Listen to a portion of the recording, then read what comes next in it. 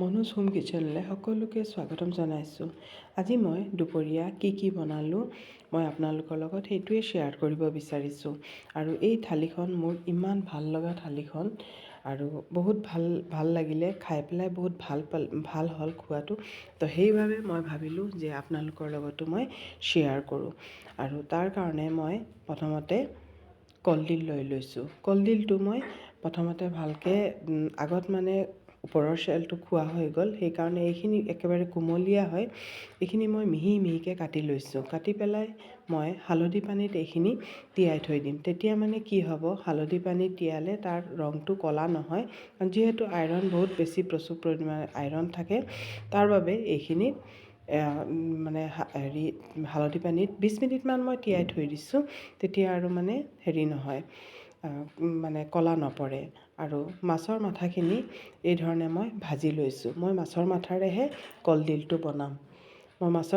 কলডিলটো বনাম। এইখিনি এতিয়া উঠাই লৈছোঁ। এইখিনি ভজা হৈ গ'ল। তাৰপিছত কেৰাহীত আৰু অলপ তেল দিলোঁ, দি পেলাই শুকান জলকীয়া আৰু জিৰা কেইটামান দিছোঁ, দি পেলাই এইখিনি অলপ পিঁয়াজ দি পেলাই ভালকৈ মই ভাজি ল'লোঁ। তাৰপিছত মই ইয়াত মচুৰ দালি কেইটামান তিয়াই থৈছিলোঁ, এইখিনি দি পেলাই মই খুব ভালকৈ ভাজি লৈছোঁ।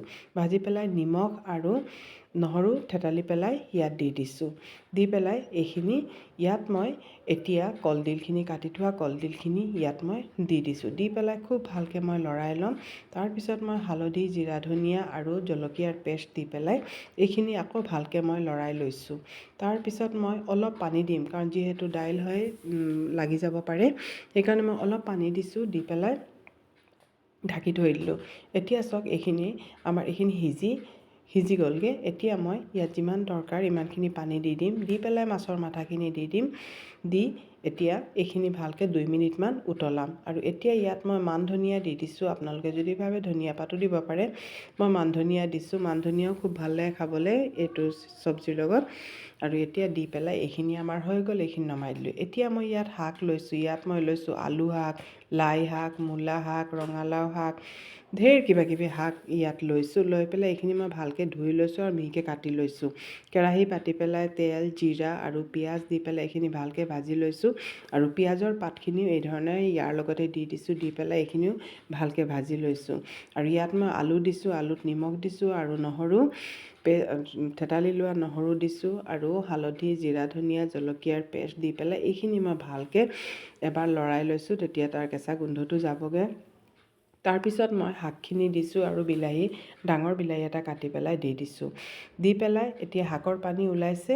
এতিয়া মই অলপ লৰাই দিছোঁ, কাৰণ শাকৰ যিহেতু পানী থাকে, তাৰ পানীয়ে আলুখিনি সিজি যাবগৈ। আৰু এই চাওক, এতিয়া পানীখিনি শুকাই গৈছে আৰু আমাৰ আলুখিনিও সিজি গৈছে। এতিয়া মই ইয়াত পানী দি দিছোঁ। দি পেলাই এইখিনি অলপ উতল আহিবলৈ দিম। আৰু পানী অলপ কম লাগিলে সেইকাৰণে আৰু অলপ দিছোঁ। এতিয়া উতল আহিলে চাওকচোন, উতলি গৈছে, কিমান ধুনীয়া হৈছে তৰকাৰীখিনি। বহুত ভাল হৈছে এইখিনি। আৰু এতিয়া এইখিনি মই অলপ নমাই দিম। দি পেলাই এতিয়া আজি দুপৰীয়াৰ ভাতটো এই ধৰণে আমি খালোঁ। আৰু চাওকচোন কিমান ধুনীয়া হৈছে আৰু একেবাৰে ইজি হয়। আৰু যদি মোৰ ভিডিঅ'বোৰ ভাল লাগে, প্লিজ লাইক কৰি দিব আৰু যদি ছাবস্ক্ৰাইব কৰি দিব আৰু বেল আইকনটো প্ৰেছ কৰি দিব, নতুন ভিডিঅ'বোৰ ন'টিফিকেশ্যন পাই যাব। আৰু এতিয়া মই এই ধৰণে এইখন বাঢ়িছোঁ। আৰু চাওকচোন থালিখন কিমান লোভনীয় হৈছে, কিমান ভাল লগা হৈছে। খুবেই ভাল হৈছে খাবলৈ। আপোনালোকে এবাৰ ট্ৰাই কৰিবচোন, খুব ভাল হৈছে খাবলৈ। আৰু এয়া চাওক, এতিয়া ফ্ৰাই মাছ এটুকুৰা দি দিছোঁ আৰু অলপ তিয়ঁহ দি দিছোঁ। এয়া আজিৰ দুপৰীয়াৰ সাজ এইদৰে।